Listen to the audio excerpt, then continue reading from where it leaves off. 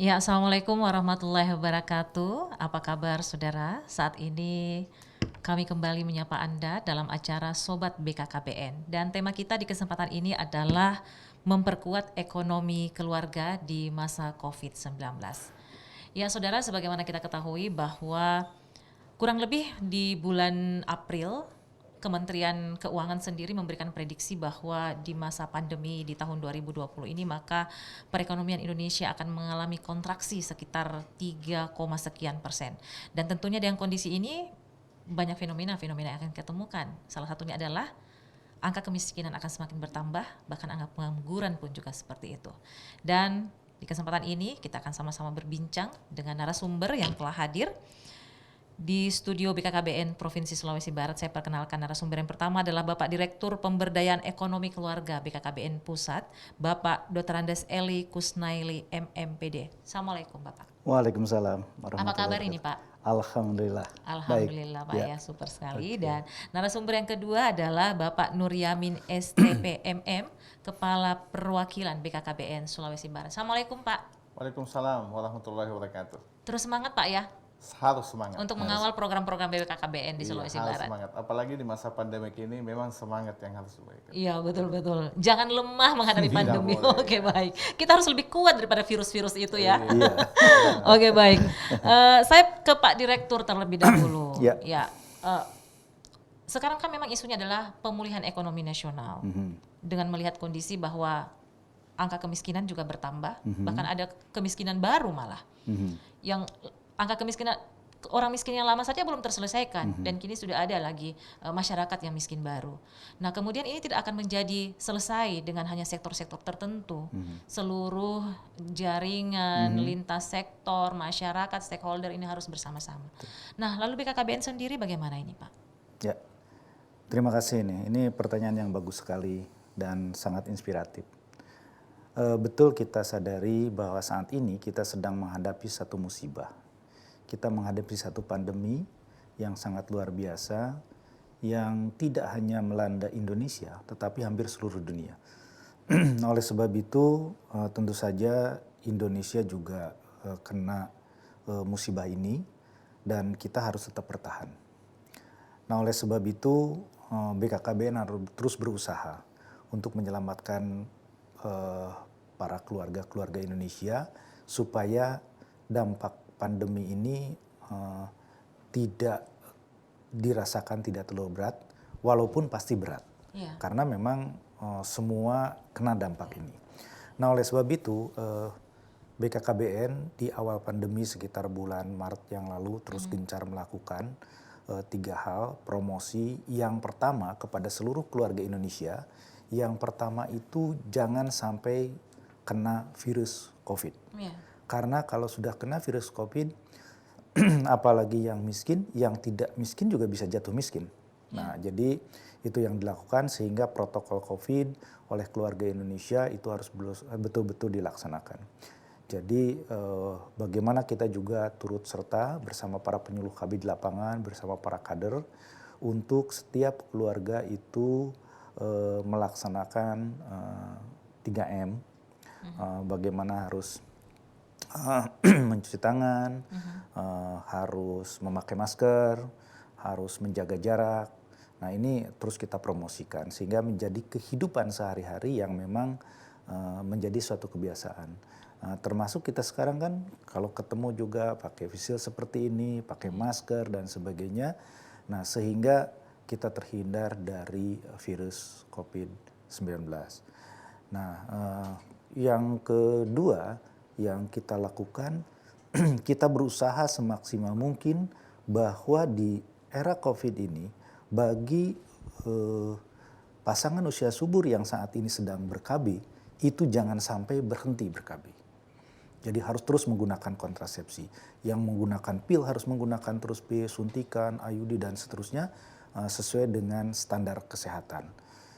Karena sekarang juga kan di masa COVID banyak working from home dan sebagainya, ya banyak yang di PHK juga, ada terus di rumah suaminya, istrinya, sehingga nanti jangan sampai COVID-nya negatif, tapi istrinya jadi positif gitu. Nah, jadi hamil gitu. Karena ada di rumah terus gitu kan. Nah, jadi itu juga harus dijaga dan tidak boleh ragu-ragu untuk mendatangi fasilitas kesehatan karena fasilitas kesehatan sudah memenuhi standar-standar kesehatan untuk pelayanan KB. Nah, dulu di awal COVID ini semua ragu-ragu. Nah, sehingga pada tanggal 29 Juni tahun ini dalam rangka Hari Keluarga Nasional, kita melakukan pelayanan serentak di seluruh Indonesia 1.000.000 akseptor dalam satu hari. Nah, pesannya adalah itu jangan ragu-ragu menggunakan alat kontrasepsi. Intinya itu. Dan alhamdulillah kita sebenarnya tidak minta untuk dicatat oleh MURI gitu, tapi MURI itu mensupport kita ikut mencatat gerakan yang kita lakukan yang alhamdulillah kita bersyukur pelayanan dalam satu hari pada tanggal 29 Juni itu melebihi 1 juta, hampir 1,4 juta di seluruh Indonesia dalam satu hari. Nah, ini adalah pesannya adalah fasilitas kesehatan semua siap untuk memberikan pelayanan yang terbaik dalam kontrasepsi. Nah, yang ketiga yang kita lakukan adalah setiap keluarga Indonesia, khususnya yang melakukan usaha ekonomi produktif, itu jangan sampai berhenti. Memang semua pasti kena dampaknya. Ada yang berhenti, ada yang tidak laku dan sebagainya. Tetapi mencari pola-pola supaya bisa bertahan dan melakukan upaya-upaya penyesuaian dengan situasi kondisi yang ada. Nah, alhamdulillah kelompok-kelompok usaha yang dibina oleh BKKBN yang disebut usaha peningkatan pendapatan keluarga akseptor yang dulunya UPPKS, sekarang kita kembangkan namanya jadi UPPKA, itu hampir sebagian bisa bertahan dan walaupun pasti ada penurunan-penurunan omsetnya menurun dan sebagainya, tetapi bisa bertahan. Ini ditunjukkan oleh jumlah yang terus bertahan dari laporan yang kami terima setiap bulan. Nah, itu 3 hal yang kita promosikan terus-menerus di dalam upaya-upaya kita pencegahan dan penanggulangan COVID yang sedang kita hadapi. Ya, jadi tetap menjaga protokol kesehatan, mengimplementasikan protokol kesehatan, dan tetap ber-KB untuk keluarga yang subur ya. Ya, yang untuk usia pasangan usia subur agar COVID-nya negatif dan istrinya juga negatif. Nah, jangan sampai positif hamil gitu. Dan juga kemudian itu, juga ya, peningkatan usaha atau mungkin yang kena PHK dan sebagainya juga kita rangsang, kita dorong untuk melakukan kegiatan usaha dengan situasi dan kondisi yang ada. Nah, kebetulan di BKBN ada direktorat yang menangani itu, yang kebetulan saya diberi tugas sebagai Direktur Pemberdayaan Ekonomi Keluarga di BKKBN. Pak, sejauh ini ada kecenderungan tidak data mungkin dari BKKBN sendiri bahwa ternyata di masa COVID ini yang sudah menjelang beberapa bulan ini angka kelahiran itu semakin tinggi jika dibandingkan dengan tahun sebelumnya di bulan yang sama. Gimana tuh Pak?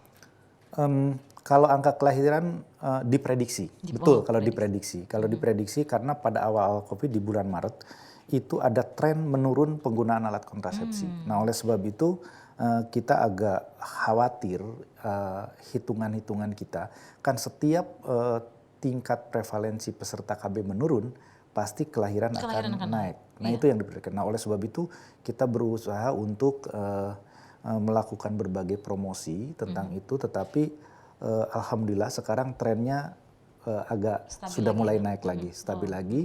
Tetapi di awalnya Maret, April, Mei itu ada tren turun karena ada keraguan-raguan dari masyarakat. Ini kalau saya ke Vaskes ini aman nggak?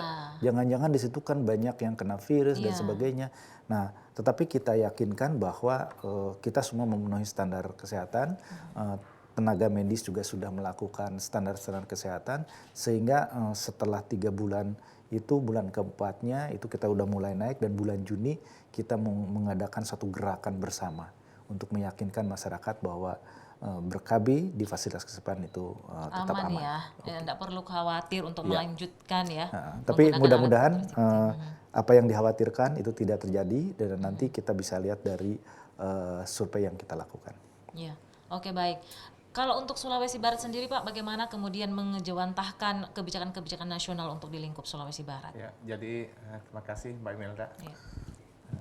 pemirsa yang ada di rumah, bahwa memang kami di BKKBN Sulbar tidak terlepas daripada koordinasi kami dengan pemerintah pusat, khususnya BKKBN pusat dan pemerintah daerah. Jadi di masa pandemi COVID-19 ini kami tetap memberi ruang kepada penyuluh-penyuluh KB kita yang tadi sudah disampaikan oleh Pak Direktur bahwa ada keraguan di masyarakat, termasuk petugas-petugas kami juga ada keraguan untuk memberikan pelayanan. Tetapi sampai saya juga beri ke mereka semangat bahwa tidak bisa kita berhenti begini. Kondisi pandemik tidak mungkin akan berakhir. Kita nggak tahu kapan berakhirnya. Jadi kita harus tetap mengikuti protokol, tetap memberikan pelayanan kepada masyarakat, termasuk dalam pembinaan kelompok UPPKA ini. Karena sekarang masyarakat kita sudah begitu terpuruk, begitu menderita, menderita dengan seperti saja usaha ekonomi mereka yang dulunya berjalan normal sekarang pasti terjadi penurunan. Iya, pastinya. Terutama di sektor-sektor kerajinan, makanan, termasuk produk-produk olahan. Kenapa? Karena produk-produk olahan ini kan biasanya dikonsumsi oleh teman-teman, misalnya jualannya pergi ke kantor-kantor atau di suatu ruang-ruang pertemuan. Sekarang enggak lagi, banyak lagi ruang-ruang pertemuan yang awal-awal ini awal-awal itu ruang-ruang pertemuan itu sangat dibatasi sekali. Bahkan kantor-kantor banyak melakukan kebijakan WFH. Jadi ini juga yang yang menimbulkan banyak sektor olahan kita yang istilahnya tidak bagus penjualannya. Jadi tapi pada prinsipnya pembinaan terus kami lakukan, tapi ini sudah mulai juga bagus sekarang ini karena kebijakan pemerintah pusat untuk kembali ke new normal, suasana kerja yang baru, kehidupan yang baru, sehingga harapan kita memang pertumbuhan ekonomi kita tetap lancar, khususnya pendapatan keluarga ini tetap kembali, bahkan harapan kami bisa meningkat ya dengan upaya-upaya yang kita lakukan oleh penyuluh-penyuluh KB kita. Dan ini juga tidak terlepas daripada kondisi kami dengan pimpinan vertikal yang ada di sini untuk mendorong mereka untuk bisa tetap lebih aktif lagi ya, seperti dari Kanwil DJPP juga teman-teman di perbankan itu terus mendorong mereka untuk bisa menata kelompok-kelompok ini sehingga bisa memudahkan mereka untuk mendapatkan bantuan-bantuan yang telah tersedia oleh pemerintah pusat. Begitu ya. Jadi kondisinya seperti tadi yang disampaikan oleh Pak Direktur bahwa di COVID ini, masa COVID ini, maka jangan terkena virusnya. Virusnya ini bukan hanya karena dari sisi kesehatan, tapi dari sisi ekonomi. Virusnya yang membuat kantong menjadi kering, kanker ya, kantong kering seperti itu. Ya karena mungkin sebagian masyarakat kita ada yang lebih banyak bergelut di sektor-sektor UMKM seperti itu. Nah kondisinya memang ya COVID ini mematuhkan usaha-usaha kecil menengah seperti itu. Tapi bersama UPPK ini ini bisa diinisiasi supaya mereka bisa bertahan hidup. Tapi baiklah, nanti kita lanjut lagi di segmen kedua dan saudara, kami akan kembali setelah yang satu ini. Ya saudara, kembali Anda menyaksikan talk show Sobat BKKBN. Dan seperti yang telah kami sampaikan di awal bahwa di kesempatan ini tema kita sehubungan dengan memperkuat ekonomi keluarga di masa COVID-19. Pastinya bahwa dengan keluarga yang terencana maka akan mewujudkan keluarga yang berkualitas dan pastinya juga ini akan semakin memantapkan perekonomian keluarga. Nah, kalau untuk BKKBN sendiri Pak Dir, bagaimana kemudian kebijakan-kebijakan yang dikeluarkan untuk kemudian memperkuat perekonomian keluarga ini? Oke, baik. Kalau tadi kan bicara tentang musibah ya, kita agak tegang dan sebagainya. Kalau ini tentang masa depan, kita bicara tentang masa depan. Sesuai dengan yang kita cita-citakan bersama, dan itu dikunci dalam undang-undang, bahwa kita ingin keluarga Indonesia menjadi keluarga yang berkualitas. Keluarga yang berkualitas itu yang seperti apa? Singkatnya, keluarga berkualitas itu keluarga yang melaksanakan fungsinya.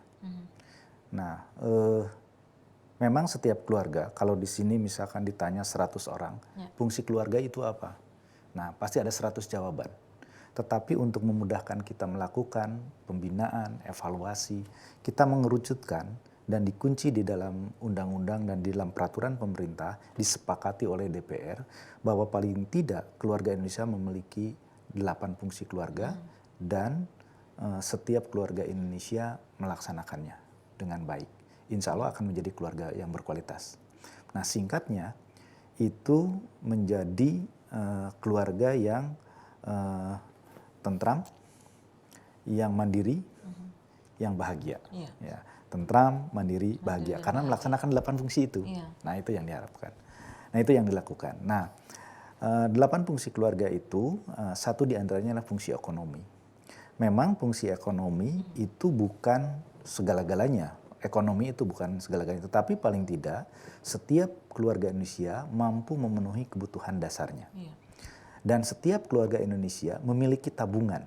Paling tidak, kalau terjadi musibah, dia bisa bertahan selama minimal 3 bulan. Iya. Nah, kenapa minimal 3 bulan? Ya, musibah itu bukan hanya longsor dan sebagainya, tapi diantaranya misalkan suaminya kena PHK atau yang dulu usahanya karena satuan berhenti. Jadi sambil mencari pekerjaan lain, selama 3 bulan itu mampu memenuhi kebutuhan dasarnya. Nah, itu keluarga yang kita cita-citakan. Nah, setelah itu bisa recovery. Nah, kalau misalkan ekonomi ini tidak ditangani dengan baik, maka akan berpengaruh terhadap fungsi-fungsi yang lain. Di antaranya fungsi agama, fungsi sosialisasi pendidikan, fungsi reproduksinya, fungsi perlindungannya, kemudian fungsi lingkungan, itu akan berpengaruh. Nah, oleh sebab itu, fungsi ekonomi itu juga harus menjadi perhatian. Oleh sebab itu, BKKBN sangat konsen untuk membina keluarga Indonesia dari aspek ekonomi. Dan dari aspek ekonomi bukan hanya mencari uangnya saja, tetapi bagaimana secara bijak menggunakan uang itu. Nah, sehingga yang kami promosikan itu ada 2 hal. Yang pertama adalah bagaimana setiap keluarga memiliki penghasilan. Penghasilan itu bisa macam-macam. Bisa dia bekerja di sektor formal ataupun di sektor informal, di perusahaan dan sebagainya. Bisa dia juga berwirausaha. Berwirausaha itu bisa banyak hal. Bisa juga jadi pengusaha. Nah, bisa kan jadi pengusaha. Kalau modalnya banyak, peluangnya ada, bisa jadi pengusaha. Tetapi juga bisa menjadi melakukan usaha ekonomi keluarga. Nah, satu di antaranya yang kami kembangkan usaha peningkatan keluarga akseptor. Kenapa usaha peningkatan keluarga akseptor? Karena pada saat ini total fertility rate kita hanya 2,4. Jadi artinya apa itu? Rata-rata jumlah anak yang dilahirkan oleh setiap ibu selama masa reproduksinya hanya 2 sampai 3 paling banyak. Nah, bayangkan usia 35 tahun nih udah gak ada kegiatan lagi nih. Mau apa lagi gitu kan, anak-anaknya udah mulai besar. Nah, itu kan tenaga yang potensial. Nah, oleh sebab itu BKKBN bersama berbagai sektor, tentu saja dengan koperasi dan usaha kecil menengah, dengan sektor swasta, dengan berbagai sektor, itu bagaimana mengembangkan usaha ekonomi ini tumbuh. Nah, sehingga tenaga ibu-ibu rumah tangga yang potensial ini bisa dikembangkan. Tetapi dengan catatan, kalau misalkan bisa aja masuk ke dunia kerja, bisa. Tapi selain dunia kerja itu terbatas jumlahnya, tetapi juga ada satu hal yang lebih penting. Kenapa kita sarankan untuk mengembangkan usaha ekonomi keluarga melalui upaya peningkatan pendapatan kelompok akseptor, supaya fungsinya sebagai ibu tidak dia tinggalkan. Sambil mengasuh anak, mendidik anak, membesarkan anak, tetapi juga bisa mendapatkan tambahan penghasilan. Nah, ini yang dikembangkan. Diperuntukkan untuk kaum ibu? Fokusnya ke situ. Keluarga akseptor. Keluarga akseptor tuh yang disebut keluarga itu bisa bapak, ibu, nah, gitu kan. Bisa anaknya juga yang remaja, bisa gitu kan. Nah, itu. Jadi keluarga akseptor. Itu fokusnya, artinya prioritas. Tapi tidak berarti bahwa yang lain tidak kita bina untuk mengembangkan UPK, boleh aja. Gitu. Yang menarik tadi bahwa salah satu fungsi keluarga itu adalah dari sisi ekonomi. Jadi setidaknya keluarga itu memiliki tabungan ya, yang selama 3 bulan ketika dalam masa keadaan yang tidak menentu. Nah, kita kembali lagi ke COVID-19 ini sudah lebih dari 3 bulan, dan apakah tabungan keluarga-keluarga ini sudah bisa bertahan atau tidak seperti itu. Makanya ini UPPK ya. UPPK, ini memang perlu betul. untuk terus kalau saya pikir diinisiasi lebih detail lagi sehingga ini memperkuat atau membuat masyarakat kita khususnya keluarga sektor ini bisa bertahan di tengah pandemi ini. Ya. Lalu Pak Kepala, bagaimana seperti apa implementasinya di Sulawesi Barat untuk Ya. UPPK? Berapa jumlahnya di Sulawesi Barat? Ya, kalau UPPK kita itu jumlahnya sekitar 321 kelompok yang Tersebar di 6 kabupaten, di 6 300 lebih ya, kabupaten, itu dengan berbagai macam olahan, dengan kelompok-kelompok usia juga. Jadi ada kelompok remaja juga yang punya UPPKA, ada juga kelompok pasangan usia subur, ada bahkan lansia juga. Jadi untuk kelompok, Jadi ada kategorinya ya? iya, jadi kita ndak ini aja ya, apa namanya, UPPKA yang ada kita punya itu memang variatif sekali. Jadi kalau misalnya situ ada bina keluarga lansia, kita juga biasa sinergikan dengan kegiatan UPPKA kalau misalnya, supaya ada kegiatan produktif yang istilahnya hadir di situ. Jadi ini juga terkait dengan sinergitas kita dengan pemerintah Provinsi Sulawesi Barat dengan program Marasa, program mandirinya. Jadi memang kita apa yang dilakukan oleh pemerintah provinsi, saya kira sejalan dengan apa yang kami lakukan di BKKBN.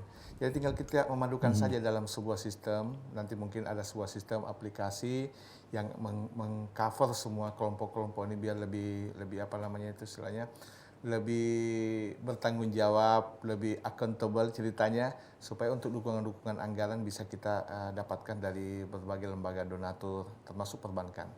Jadi itu. Lokusnya di mana saja Pak? Apakah kalau dia dikolaborasikan dengan Marasa, maka dia adanya di desa-desa? Iya. Oh, Jadi desa-desa. Jadi seperti kelompok PPKA juga itu beberapa kampung KB. Kita punya kampung kampung KB itu dulu namanya kampung KB, sekarang kampung keluarga berkualitas ya. Oh begitu, Iya. Kampung keluarga berkualitas Iya. ya. Kampung Sudah ganti keluarga. nama Pak ya? Ganti nama. Ya karena identik, jangan sampai program identik nanti dikiranya bahwa ini cuma milik BKKBN, tidak. Tapi ini adalah milik bersama Oh kita. begitu. Jadi kampung keluarga berkualitas Kampung juga keluarga yang tersebar di 180 kampung, 87 kampung ini, harapan kita memang semua di kampung keluarga berkualitas itu ada program UPPKA ya. Jadi poktan-poktan itu termasuk UPPKA kita. Dan beberapa poktan kita UPPKA ini memang beririsan dengan program Marasa. Bahkan komunikasi kita dengan pihak Bapeda Provinsi Sulawesi Barat untuk bisa menghimpit program Marasa dengan program Kampung Keluarga Berkualitas ini, sehingga harapan kita pembinanya bisa lebih fokus, bisa lebih bersama-sama dan lebih terukur saya kira, karena kita mulai dilakukan oleh semua sektor. Jadi itu. Jadi memang harapan kita adanya pendapatan keluarga sebagaimana tadi dikatakan oleh Bapak Direktur kita, memang pendapatan keluarga inilah yang menentukan. Kalau kita ukur pendapatan keluarganya itu naik, ya tentu imbasnya pendapatan negara juga akan naik. Iya pastinya. Jadi memang dan di kelompok UPPK ini khususnya bagi remaja ini kita dorong terus supaya remaja-remaja ini punya jiwa usaha, punya punya jiwa kewirausahaan, sehingga ke depan begitu dia punya punya kemandirian yang kuat, dia tidak tergantung lagi dengan pekerjaan-pekerjaan formal. Tentu ini juga akan memberi kekuatan ekonomi kita ke depannya. Karena memang dari sektor pelaku usaha inilah yang banyak memberi kontribusi kepada kemajuan negara kita.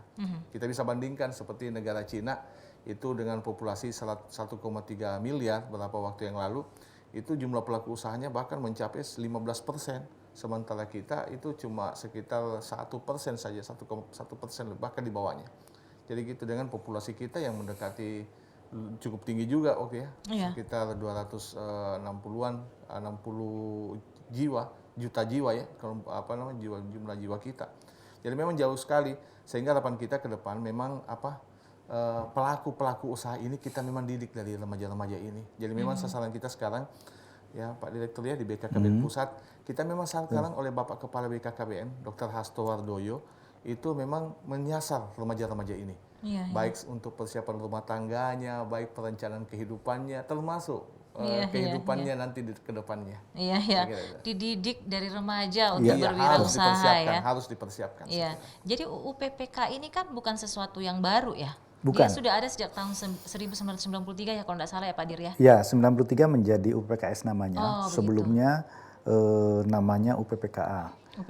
Akhirnya kita kan menjadi UPKS sejahtera, tetapi dengan berbagai perkembangan sekarang kita diskusikan kemarin beberapa kali dengan para tim ahli juga supaya lebih fokus kita kembali namanya ke UPPKA. Nah, Iya. tapi tidak berarti kita tidak menyasar yang lain, tetapi kita fokus kepada keluarga akseptor dan keluarga lainnya, keluarga rentan.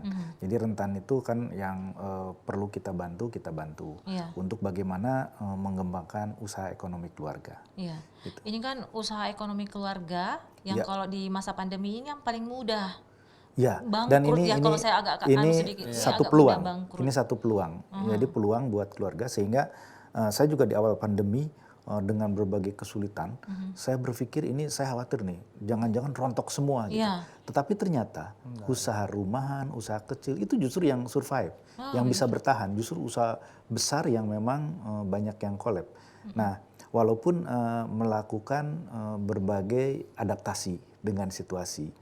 Jadi yang usaha makanan dia melakukan adaptasi, cara deliverynya, cara melakukannya dan sebagainya. Tetapi itu yang bertahan. Nah kemudian keluarga-keluarga yang kena PHK juga beralih ke situ, ini menjanjikan dan ini satu peluang untuk usaha dan pangsa pasar itu di antara kita juga. Jadi kan si A jual produk ABCD gitu kan, si C jual produk apa gitu. Jadi dia juga sebagai pelaku usaha, tetapi dia juga sebagai konsumen. Nah, jadi saling beli di antara mereka sehingga usahanya tetap hidup gitu. Jadi semacam ada paguyubannya Pak Iya, ya, mereka saling baku betul. tahu, saling bantu Di samping juga. gitu, karena penduduk kita cukup besar kan, di Sulawesi Barat juga ya. Di Sulbar ini berapa 1,3 ya Pak Kapre ya? 1,3. Jadi cukup besar potensi pasar kita. Nah jadi kecintaan kita terhadap produk lokal, terhadap makanan lokal dan sebagainya itu akan sangat membantu kita.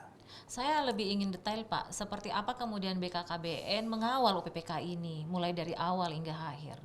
Oh ya ini Pendampingannya, promosinya, luar bantuan biasa ya. modalnya mungkin atau apa. Jadi pada intinya kita berusaha untuk lokasi yang pertama adalah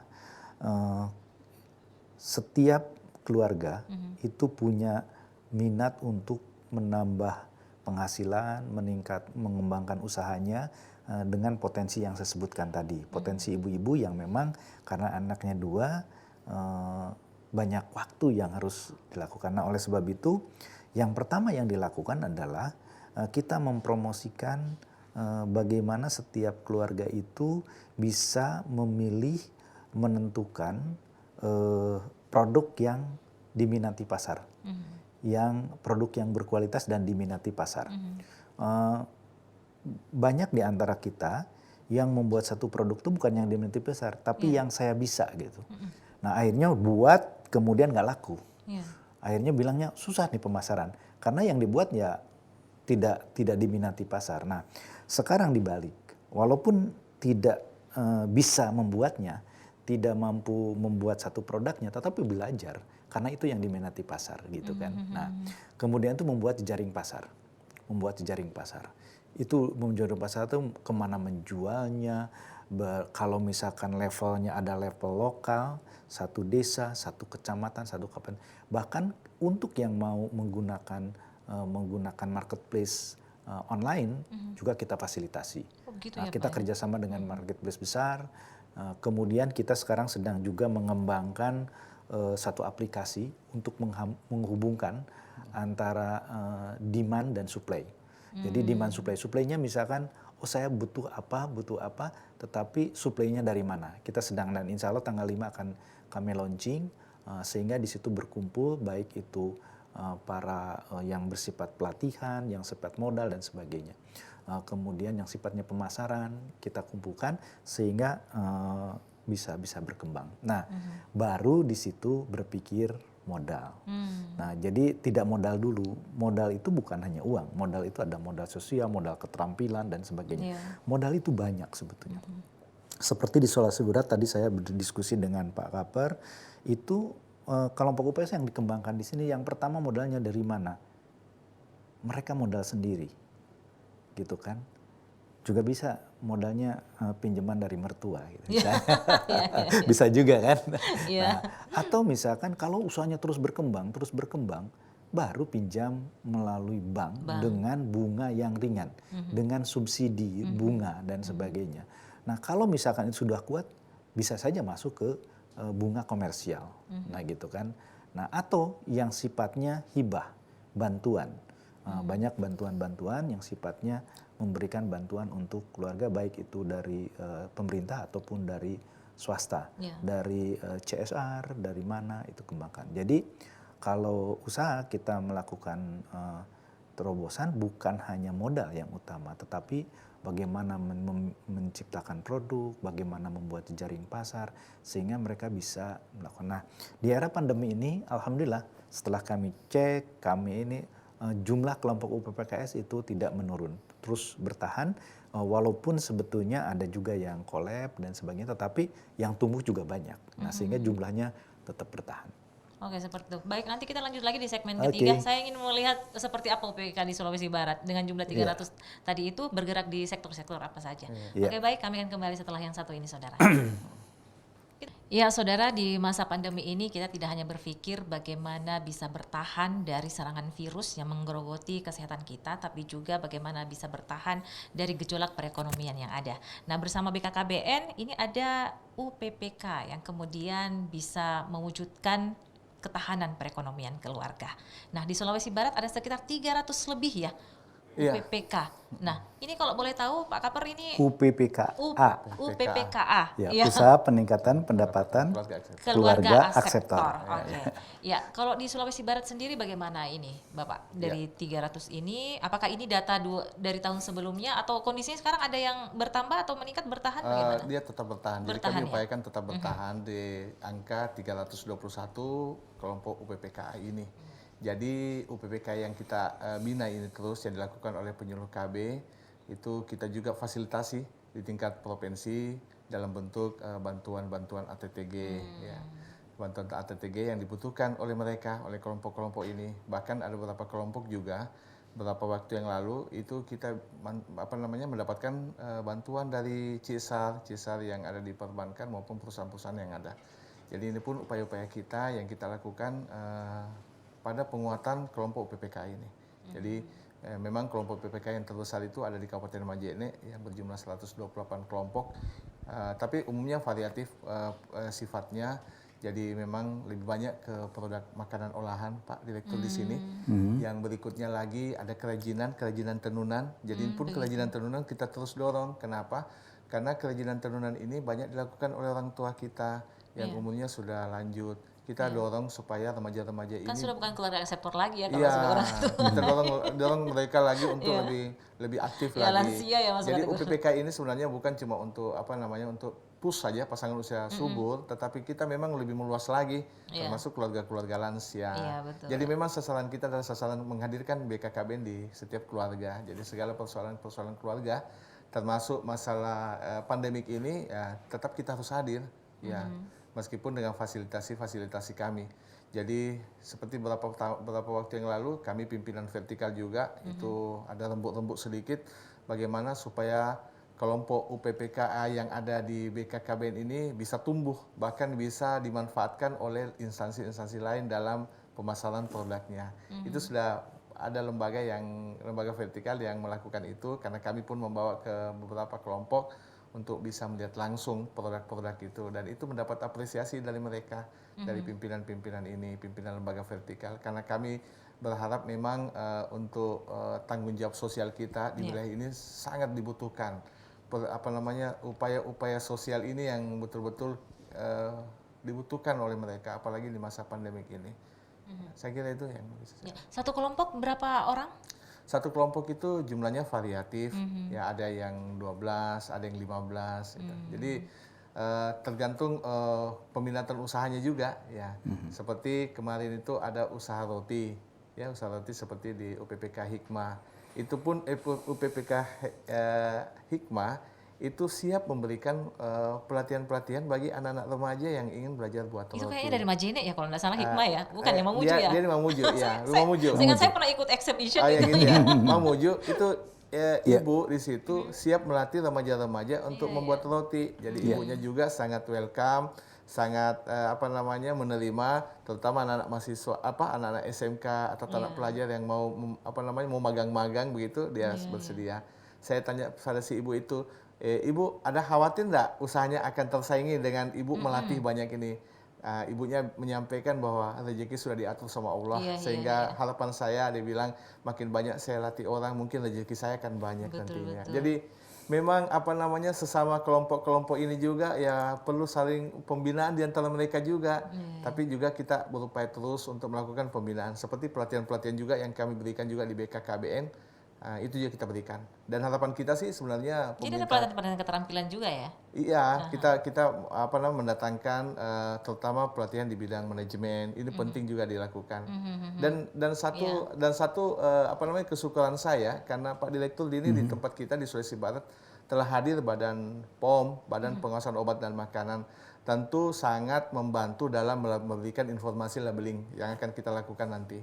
Sehingga ada informasi gizi itu bisa nanti kita dapatkan dan akhirnya bisa menembus pasar-pasar swalayan atau pasar-pasar yang lebih yang selama ini kita anggap sulit, mungkin dengan fasilitas yang kita dapatkan ini kita bisa bantu nanti UPPKA kita, terutama yang produk olahan ini untuk bisa lebih aman lah dikonsumsi oleh masyarakat kita secara lebih luas. Iya. Aman dan halal atau aman dan halal. Makanya itu memiliki jalur-jalur tertentu juga ya. Iya, Nah itu tetap mendapatkan pendampingan dari BKKBN. Saya kira tidak ada masalah, saya kira tergantung komunikasi kita. Ya.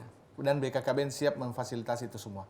Jadi tadi Pak sempat ditanya sama ini yang akan mengajar dari hikmah itu, ini yakin akan membagikan resep rahasianya kepada remaja putri. Karena di sana pun kami dapatkan itu anak-anak yang lagi praktek, lagi belajar, membuat dengan peralatan-peralatan yang tersedia. Jadi dan ada permodalan pun tidak terlalu besar dan ibu itu sudah luar biasa produksi rotinya, dia kebetulan usaha roti. Dan ibu ini pun bersedia untuk memberikan pelatihan-pelatihan khusus pembuatan roti itu sesulbar. Dia bilang saya siap Pak dibawa kemana saja untuk memberikan pelatihan. Jadi ini sebuah peluang untuk kita untuk bisa mengembangkan usaha ekonomi kita, usaha peningkatan pendapatan keluarga kita. Sebagaimana tadi disampaikan oleh Pak Direktur bahwa memang UPPK ini adalah harapan kita itu ada peningkatan pendapatan keluarga, entah dari anak atau lansia atau ya itulah, pokoknya ada upaya lah. Iya, jadi seperti yang dikatakan Pak Dir juga tadi bahwa untuk menentukan produk itu jangan berdasarkan atas keahlian kita, tapi apa yang menjadi keinginan masyarakat. Apa yang diminati oleh pasar, apa yang dibutuhkan oleh pasar. Bahkan kalau mungkin kita meng-create pasar, menciptakan pasar supaya orang butuh gitu.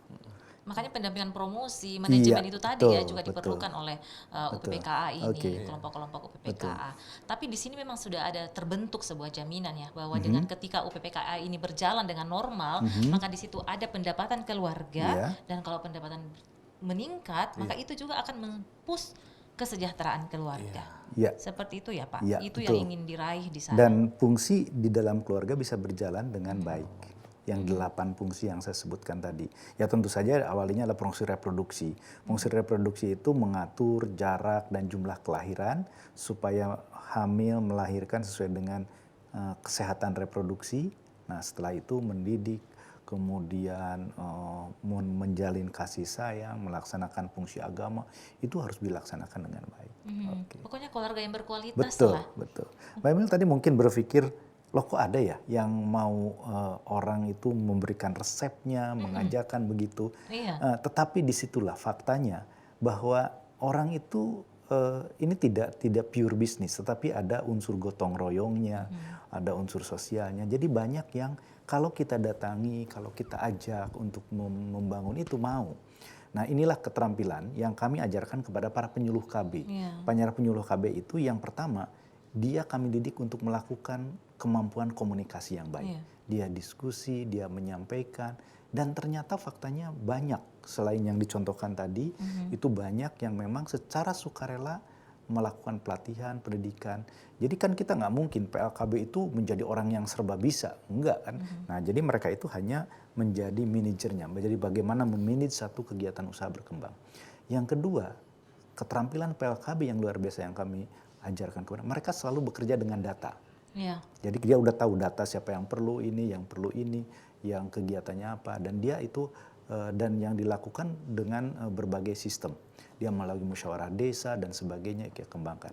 Dan yang ketiga, PLKB itu punya kemampuan membangun kemitraan yang kuat. Nah, itu mitra-mitra yang tadi dengan kemampuan komunikasinya dia mampu menjaring mitra. Orang yang itu, yang kadang-kadang orang berpikir, kok mau ya, gitu mau. Iya. Bahkan para PPKBD, sub PPKBD, kelompok akseptor itu semua adalah relawan-relawan yang memang nggak kita bayar, tetapi mereka bekerja untuk program KB.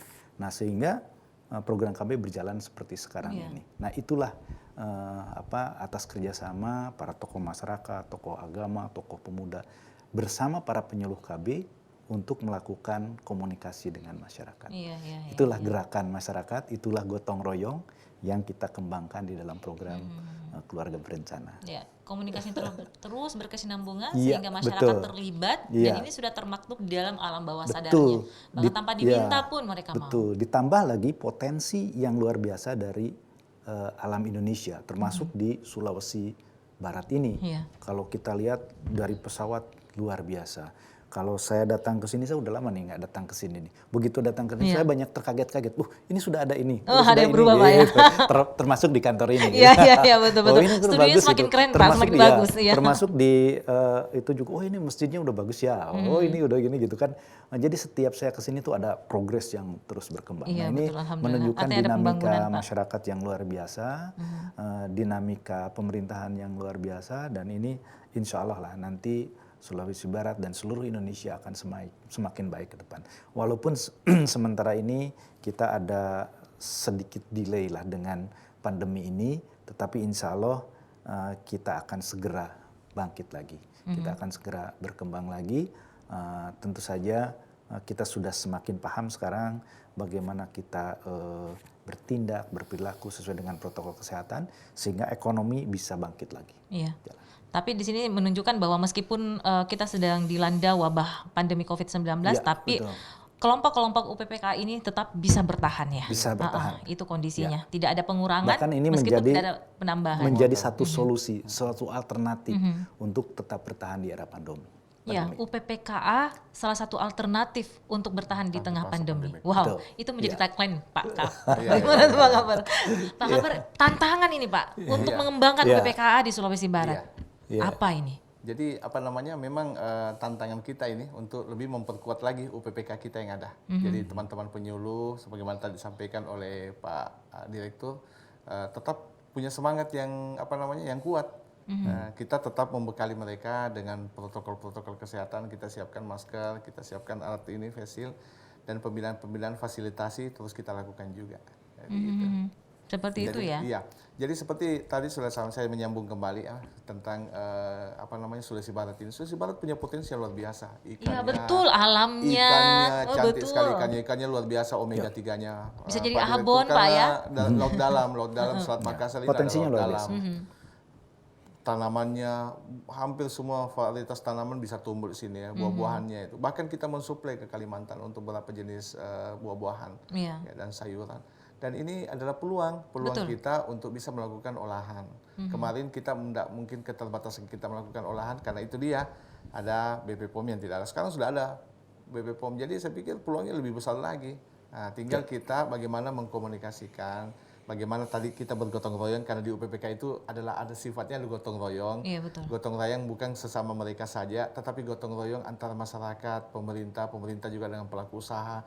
Semua kita tiga komponen ini yang bergotong royong, insya Allah ada percepatan di masa pandemi ini. Jadi pandemi ini tidak menjadi sebuah musibah atau apa, tapi tidak, kita harus ambil hikmahnya. Buktinya begitu mereka di PHK sudah beralih ke pelaku usaha, bisnis makanan olahan, dan bisnis makanan olahan kita berembuk dalam sebuah kelompok UPPK.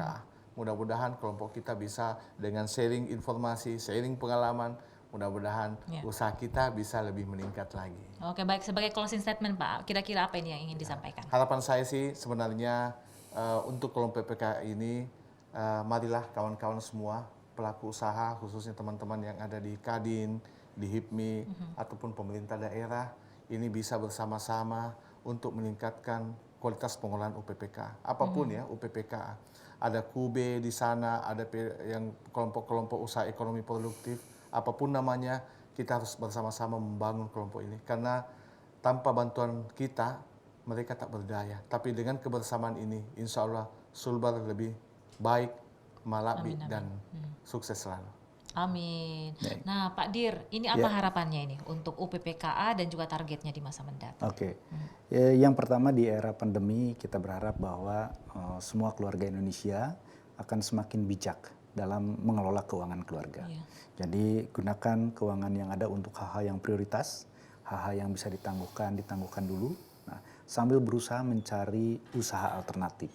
Nah, kalau ini jalan, diantaranya UPPKA yang kita kembangkan bersama BKBN yang didukung oleh seluruh kementerian, lembaga, dan juga lembaga swadaya masyarakat, lembaga keuangan, itu mudah-mudahan bisa terus dikembangkan.